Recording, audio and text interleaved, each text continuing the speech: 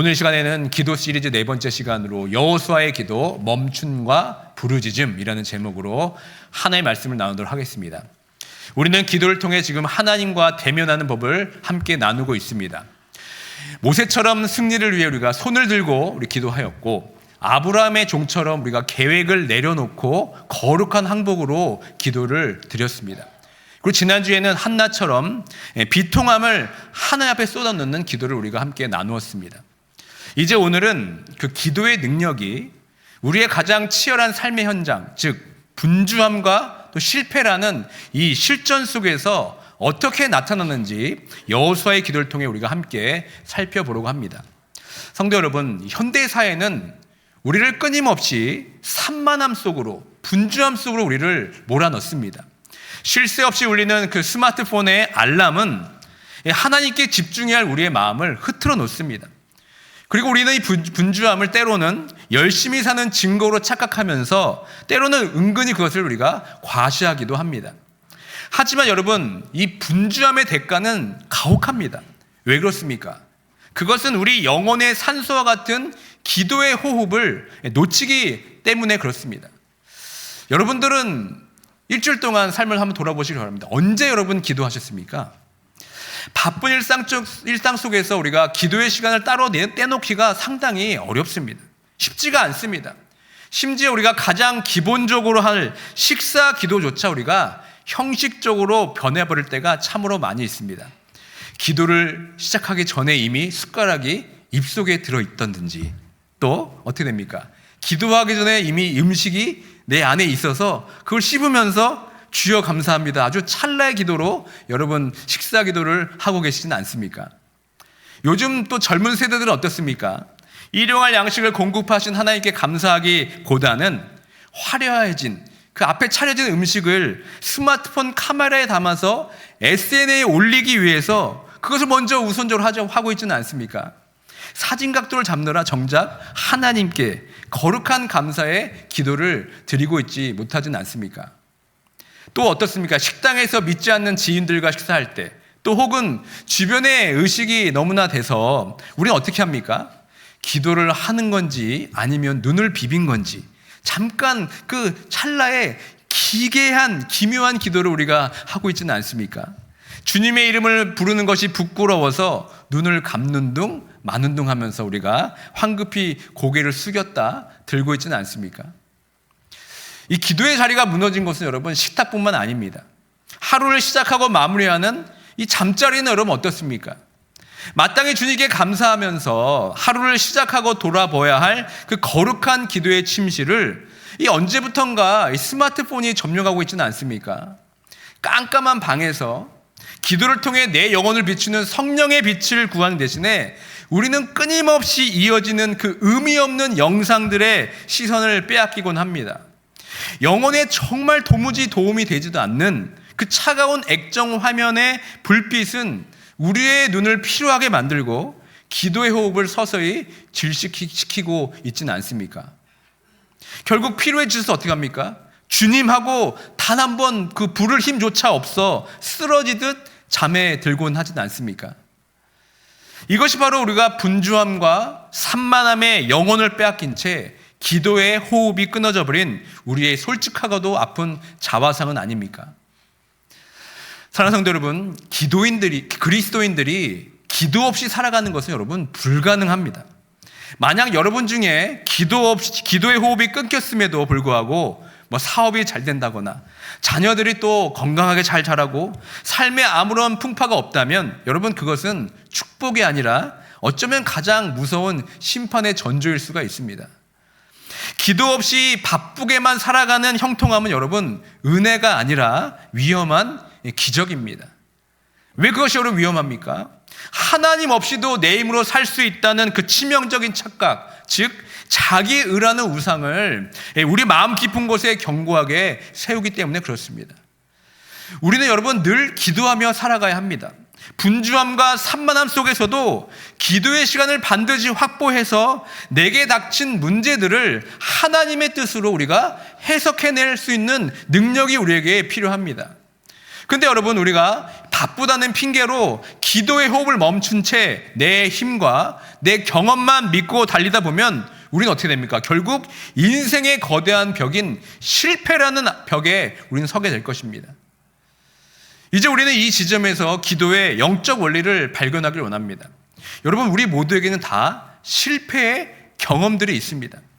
실패의 순간 여러분들의 마음은 어떻습니까? 그냥 훌훌 여러분 마음에서 털어지십니까?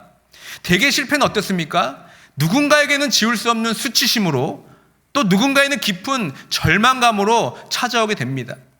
그러나 이 실패를 기도의 무릎으로 맞닥뜨리게 된다면 우리는 전혀 다른 메시지를 발견할 수가 있습니다. 그리스도인들에게 실패는 인생의 끝을 알리는 좌절이 아닙니다. 결코 우리가 숨겨야 할 수치도 아닙니다. 실패했다는 것은 내가 내 힘으로 달려가던 길을 멈추고 이제는 하나님을 향해서 무릎을 꿇고 기도해야 할 때가 왔다는 거룩한 신호입니다. 우리가 이렇게 멈춰서 기도하게 될 때 우리는 내 눈앞에 있는 아이성이라는 장벽을 넘어서 하나님이 이루실 큰 계획을 볼 수가 있습니다. 이 기도는 고난의 자리를 소망과 준비의 시간으로 바꾸는 놀라운 역사를 우리에게 알려주고 있습니다. 특히 평소에 훈련된 기도가 몸에 장착되어 있는 사람들은 인생의 그 예상치 못한 소나기 앞에서도 당황하지 않고 어떻게 됩니까? 비로소 멈춰서 주를 부르게 되어 있습니다. 이것이 바로 오늘 우리가 나눌 기도의 신비입니다. 오늘 본문의 여호수아서를 한번 보시기 바랍니다. 가나안 정복이라는 위대한 사명을 띠고 숨가쁘게 달려갔던 그 역시 하나님께 묻지도 않고 기도의 호흡을 놓친 채 질주했을 때 어떻게 됩니까? 아이성이라는 아주 뼈아픈 실패를 맛보아야 됐습니다. 하지만 그는 그 수치스러운 자리에서 어떻게 됩니까? 자신의 그 분주한 발걸음을 멈추고 주님의 이름을 부르는 법을 그는 알았습니다. 이제 그가 겪었던 치열한 실패가 어떻게 위대한 역전승으로 바뀌게 됐는지 그 회복과 승리의 현장으로 함께 들어가 보도록 하겠습니다. 여리고의 거대한 성벽이 하나님의 능력으로 무너져 내렸을 때 이스라엘 백성들의 사기는 하늘을 찔렀습니다. 그러나 그 거대한 승리가 도취된 채 여호수아의 군대는 그 다음 타겟인 바로 아이성으로 진격하게 됩니다. 정탐꾼들의 보고는 아주 낙관적이었습니다. 여호수아 7장 3절에 이렇게 그들은 보고합니다. 여호수아께로 돌아와 그에게 이르되 백성을 다 올라가게 하지 말고 2-3천 명만 올라가서 아이를 치게 하소서. 그들은 소순이 모든 백성을 수고롭게 하지 마소서 하므로. 여러분, 이 보고를 보십시오. 여기에는 하나님의 음성은 전혀 없습니다. 그저 사람의 판단과 승리라는 교만함만 있을 뿐입니다. 여리고 때는 하나님의 궤를 앞세워 돌았지만 지금 이 아이성 앞에서는 어떻습니까? 인간의 어떤 전략, 인간의 효율성만 보이고 있습니다. 그런데 결과는 어떻습니까? 참담했습니다. 이스라엘 군대는 아이성 사람들 앞에서 무참히 실패했고 36명이나 되는 목숨을 잊어버리게 됩니다. 성경은 백성들의 마음이 물같이 녹았다고 표현하고 있습니다. 그 뼈아픈 패배 현장을 그렇게 묘사하고 있는 겁니다. 만약 우리였다면 여러분 어땠겠습니까? 즉시 아마 비상대책회의를 하고 또 잘못된 정보를 가져온 정탐꾼을 찾아서 문책했으며 또 내 책임을 회피할 변명할 그 플랜 B를 찾느라 아마 밤새 안간힘을 쓰고 있었을 것입니다. 그러니까 실패를 마주한 우리가 가장 먼저 해야 할 일은 기도의 무릎을 꿇는 것인데 그것이 아닌 겁니다. 여러분, 이것이 바로 실패 앞에서 멈출 줄 모르는 타락한 인간의 지독한 자기의입니다. 시카고라는 거친 이민사회를 살아가는 우리의 모습이 여러분 다릅니까? 아마 거의 비슷할 겁니다. 비즈니스가 흔들리고 재정의 위기가 찾아오고 자녀의 문제가 터질 때 우리는 어떻게 반응하고 있습니까? 절대 멈추질 않습니다. 오히려 극도의 불안해하면서 당황하고 우왕좌왕하는 것이 바로 우리들의 모습이 아닙니까? 목회자로서 성도님들의 이런 삶을 지켜볼 때 참으로 안타까운 순간들이 참으로 많이 있습니다. 누가 봐도 분명히 지금 이 상황은 하나님께서 멈추라고 주신 사인인데 그 어떻게 합니까? 그 사인을 알지 못하고 내 힘으로 넘을 수 없는 이 아이성을 위해서 열심히 안간힘을 위해 뛰어다닙니다. 기도의 무릎으로 부르짖으며 주님께 나아가야 되는데 그 절박한 순간에 오히려 더 바쁘게 뛰어다닙니다. 비즈니스의 위기가 찾아오면 기도의 골방을 찾기보다는 당장 대출을 알아보고 변호사를 찾고 인맥을 동원하면서 그 밤잠을 섬칩니다. 자녀의 문제가 터지면 하나님 앞에 기도의 무릎을 꿇고 부르짖으며 기도해야 되는데 더 유명한 학원을 찾고 유명한 또 상담가를 찾아갑니다. 건강의 적신호가 켜졌는데도 내가 아니면 안 된다는 강박에 사로잡혀서 기도의 호흡을 회복하기보다는 여전히 일의 노예가 되어서 살아가곤 합니다. 여러분, 방금 제가 말씀만 드린 이 모습이 남의 이야기처럼 들리십니까? 솔직히 말하면 우리 인간의 정말 지독한 똥꼬집의 모습이 바로 이런 모습이 아닙니까? 웨스민스터 신앙 고백서가 지적하듯이 우리 안에는 하나님께 항복하기보다는 스스로를 구원하려는 완악한 죄성이 깊이 뿌리 박혀 있다고 그들은 말합니다. 하나님이 멈추라는 사인을 주시는데 우리는 그 사인을 무시한 채 더 빨리 달리려다가 결국 더 깊은 수렁에 빠지곤 합니다. 하나님이 내 인생의 그 전방에 멈춤이라는 붉은 등을 켜셨는데 우리는 그 신호를 비웃으면서 가속 페달을 더 밟습니다. 내가 이 정도 경력이 있는데 내 인맥이면 이 정도는 해결할 수 있지 하면서 하나님 앞에서 끝까지 내 자존심과 고집을 꺾지를 않습니다. 여러분, 이런 똥꼬집의 결과가 무엇입니까? 결국 더 처절한 패배와 씻을 수 없는 수치를 만나게 됩니다. 아이성의 참패는 우리에게 지금 이렇게 경고하고 있습니다.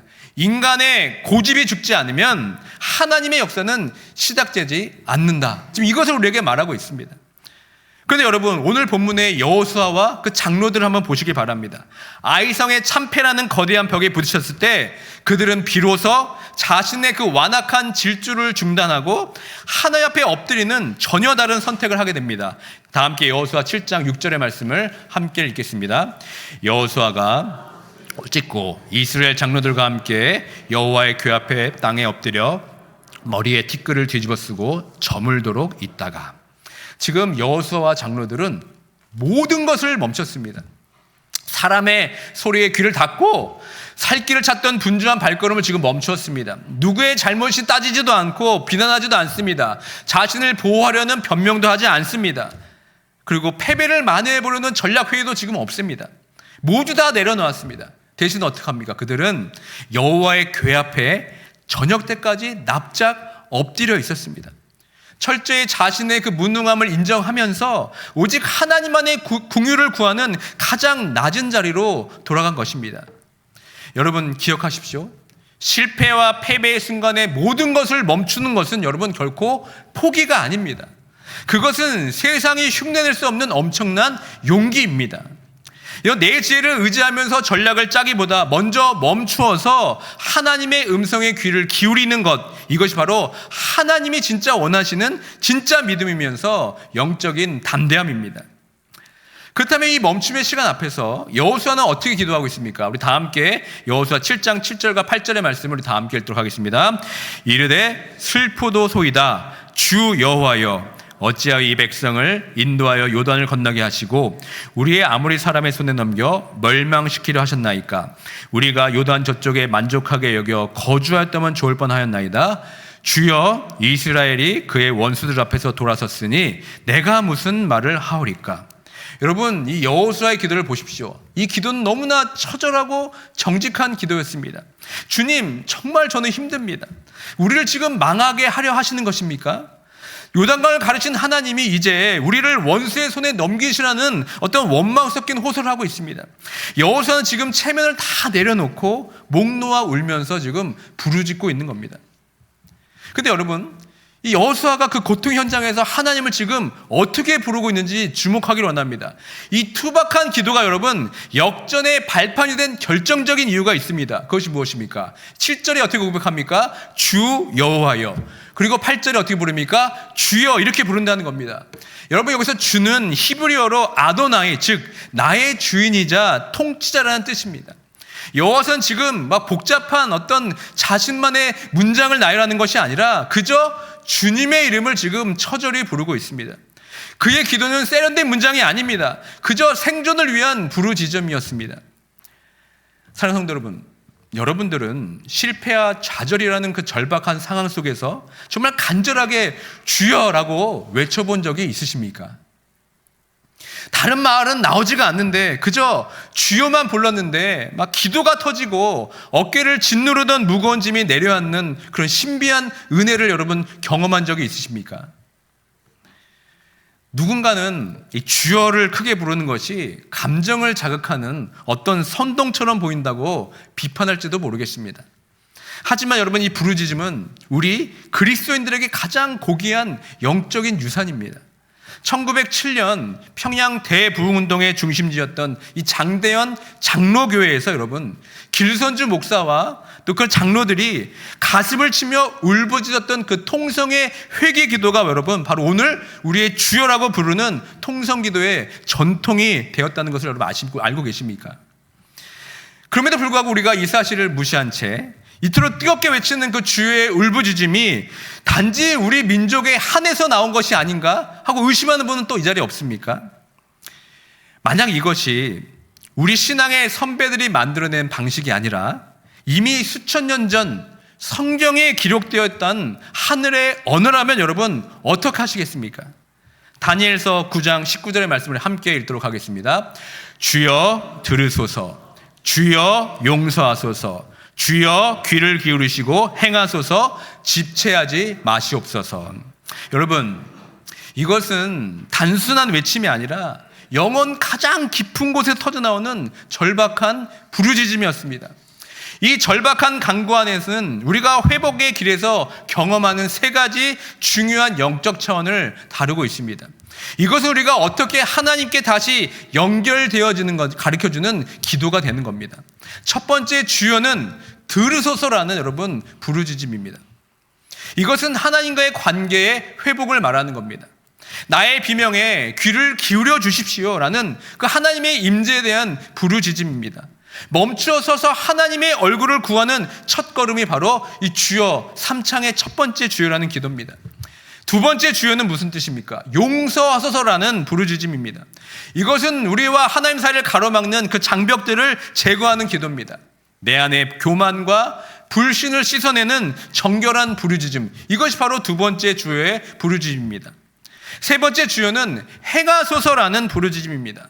이것은 하나님의 주권적인 개입을 얘기하는 겁니다. 내 전략에 실패했으니까 이제는 주님이 직접 일해 주십시오라고 요구하는 최종적인 항복의 부르짖음, 이것이 주여 삼창의 마지막 주여의 의미입니다. 성도 여러분, 그런데 이 주여라는 부르짖음의 진짜 주인이 누군지 아십니까? 우리가 고통 중에 내뱉는 이 비명 같은 기도의 가장 깊은 뿌리가 어디에 닿아 있는지 아십니까? 인류 역사상 가장 처절하고 가장 완벽한 주여의 부르짖음은 바로 2000년 전 골고다 언덕 십자가에서 터져 나왔습니다. 예수님은 십자가라는 거대한 실패와 죽음 앞에서 하나님 향해 가장 처절하게 이렇게 외치셨습니다. 엘리 엘리 라마 사박다니, 나의 하나님 어찌하여 나를 버리셨나이까. 여러분, 여기서 주님이 부르신 엘리가 어떤 뜻인지 아십니까? 나의 하나님, 이런 뜻입니다. 나의 주인이라는 뜻입니다. 주님은 십자가 앞에서 버림받음의 고통을 겪으시면서 우리 대신 그 비명을 지르신 겁니다. 그 아들의 부르짖음이 있었기 때문에 오늘 우리가 실패의 자리에서 감히 하나님을 아바 아버지라 부르면서 주여라고 하고 달려갈 자격을 우리가 얻게 된 것이었습니다.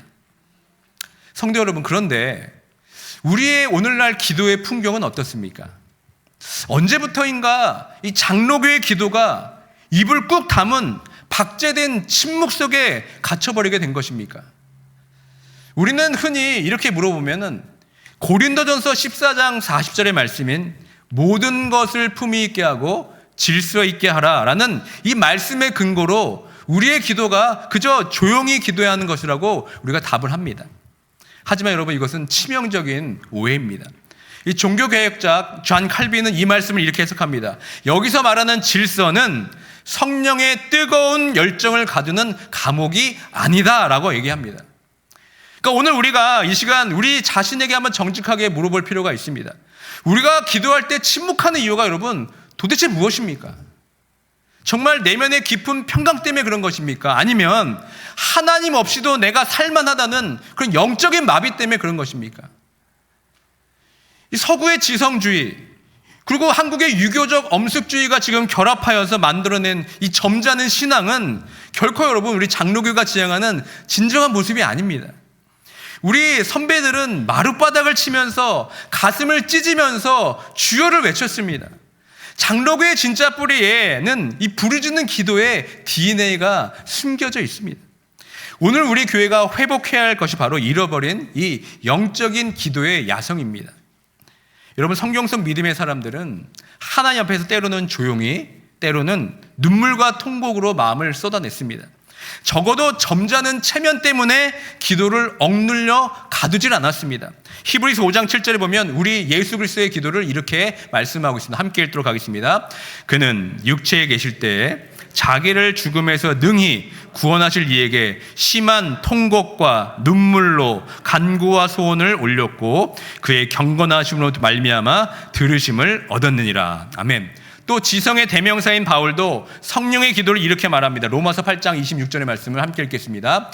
이와 같이 성령도 우리의 연약함을 도우시나니 우리는 마땅히 기도할 바를 알지 못하나 오직 성령이 말할 수 없는 탄식으로 우리를 위하여 친히 간구하시느니라. 아멘. 여러분, 성자 하나님도 주여라고 부르짖으며 울고 계시고 성령 하나님도 말할 수 없는 탄식으로 주여라고 말씀하고 있는데 도대체 우리는 무엇을 가졌기 때문에, 얼마나 대단한 체면을 가졌기 때문에 하나님 앞에서 입을 꾹 다물고 점잖은 척하고 앉아있는 것이겠습니까? 사실 저는 여러분 내향적인 성격의 소유자입니다. 요즘 예를 하면 극아이, 이게 저의 성격입니다.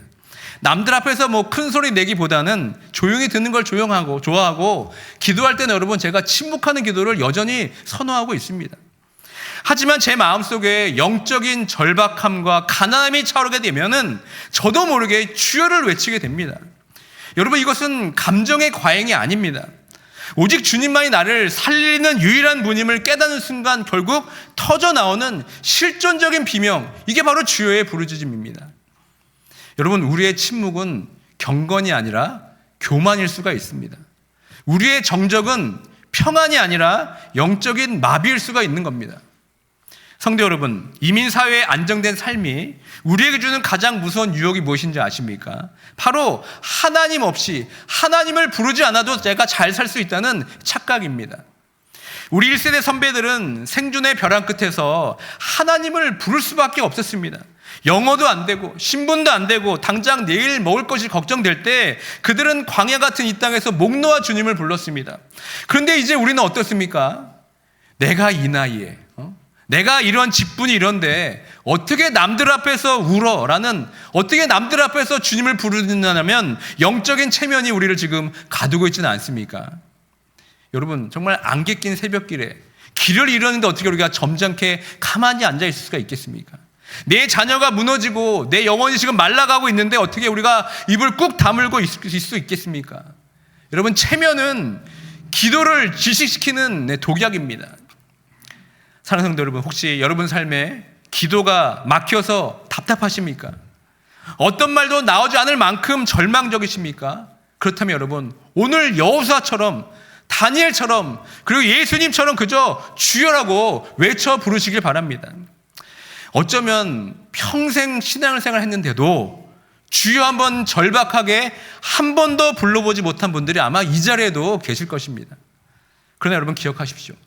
자녀인 우리가 주님의 이름을 부르며 우리가 달려간다면 아버지이신 하나님은 그 기도를 듣기 위해서 보좌에서 일어나 달려 나오실 줄 믿습니다. 오늘 우리 안에 잠들어 있는 이 기도의 야성을 여러분 깨우시길 바랍니다. 멈춰서 부르짖고 그 부르짖으로 말미암아 이 실패의 자리를 역전의 자리로 만드는 저와 여러분 되길 주님의 이름으로 축원드립니다. 저는 목회자로서 수많은 그 임종의 순간을 목격했습니다. 한 인간이 이 세상을 마감하고 영혼의 문턱을 넘는 그 찰나, 정말 참으로 다양한 그 마지막 모습을 제가 보게 됩니다. 어떤 분은 정말 갓 태어난 아기처럼 평안하게 주님의 품에 안기지만, 어떤 분은 죽음이라는 공포와 처절하게 씨름하면서 정말 괴롭게 떠나갑니다. 그 차이가 무엇일까 참 고민을 많이 했습니다. 마지막 그분이 내뱉는 한마디가 무엇이기에 저렇게 다를까? 아마도 얼굴에 평안한 얼굴과 정말 하나님의 임재 가운데 있는 분들의 그 마지막 고백은 아무래도 이거가 아니겠습니까? 주님, 주여, 내 영혼을 받아주십시오. 그런 주를 부를 수 있는 그 간절함의 차이가 아닐까 저는 생각합니다. 여러분, 평소에 주를 찾지 않는데 마지막 인생의 그 마지막 순간, 마지막 어둠이 찾아올 때 갑자기 주를 부르는 기적이 일어나겠습니까? 인생의 가장 어두운 밤이 오기 전에 우리는 바로 지금 여기서 멈추어서 주님의 이름을 부르는 법을 우리가 배워야 됩니다. 근데 성도 여러분, 이 마지막 기도의 실전 현장이 바로 2000년 전 골고다 언덕 위에서 있었습니다. 누가복음 23장에 보시면 거친 숨을 몰아쉬면서 예수님 양옆에서 처형당하던 두 강도가 나옵니다. 그곳은 비명과 저주, 피냄새, 그리고 뜨거운 햇볕에서 아주 혼돈된 지옥 같은 현장이었습니다. 한 강도는 그 고통 속에서 독소를 내뱉습니다. 네가 그리스도가 아니냐, 너와 우리를 구원해 봐라. 끝까지 자신의 힘으로 남으려고 발버둥치고 있습니다. 하지만 다른 한 강도를 보십시오.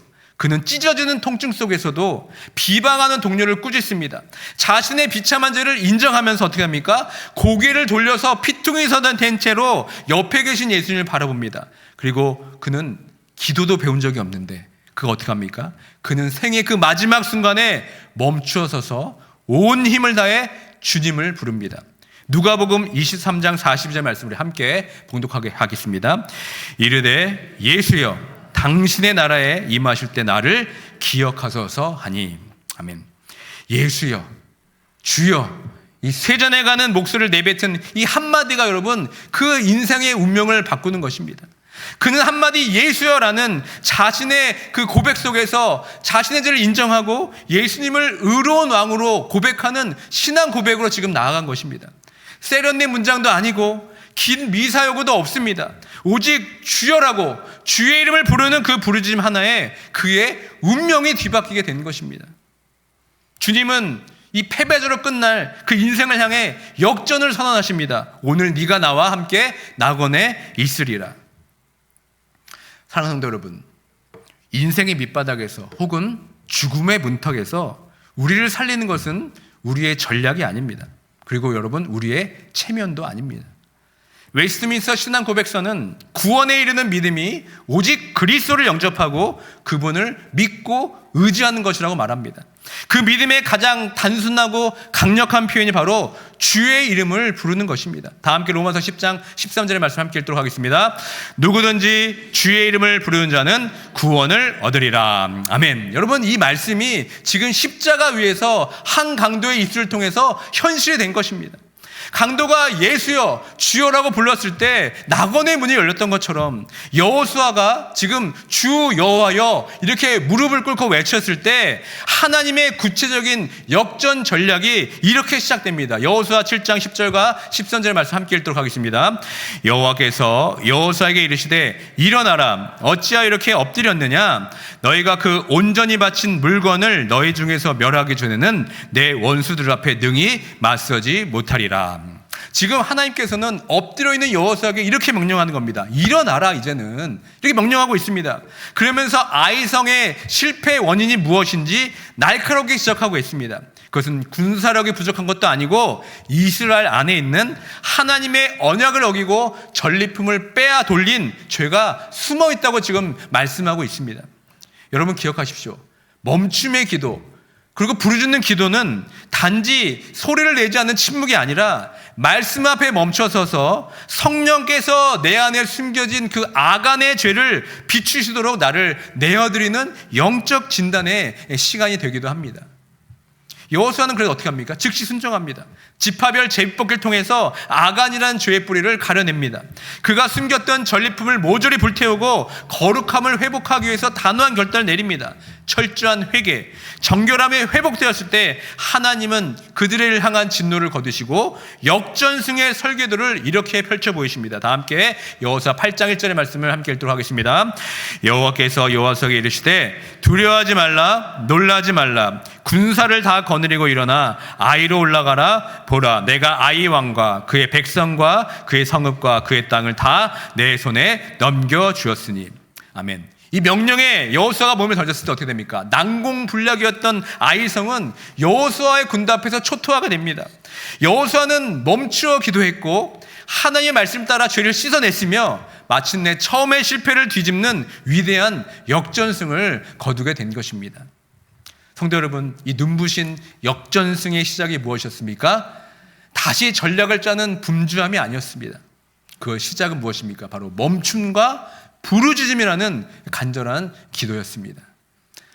사랑하는 성도 여러분, 지금 무언가 실패한 것 같아서 잠 못 이루고 계십니까?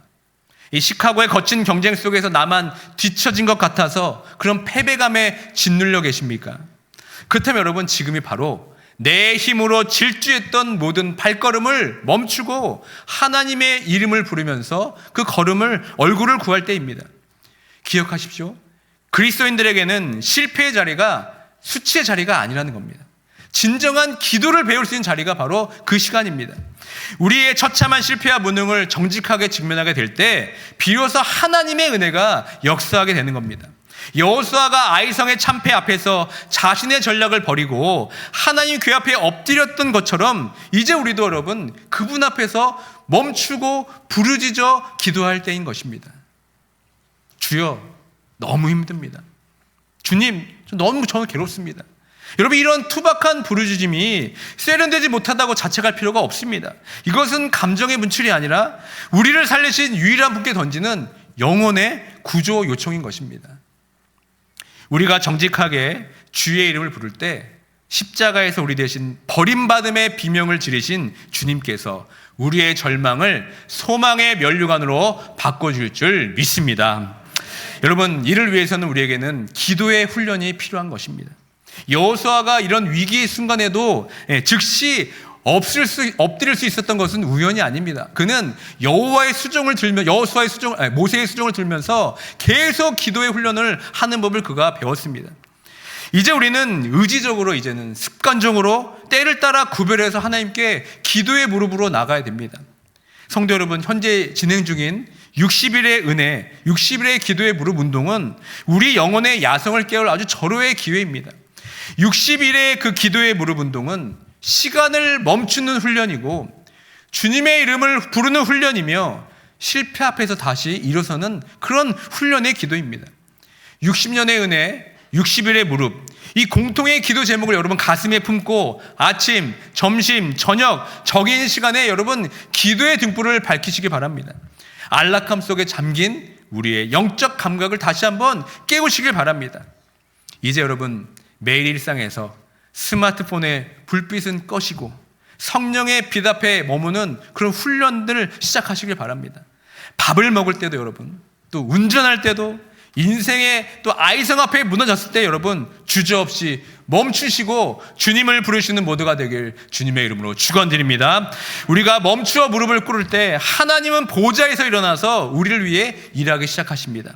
이 멈추고 부르짖는 기도를 통해 실패를 역전승으로 바꾸시는 하나님의 신실하신 섭리를 경험하는 저와 여러분 되시길 주님의 이름으로 축원드립니다.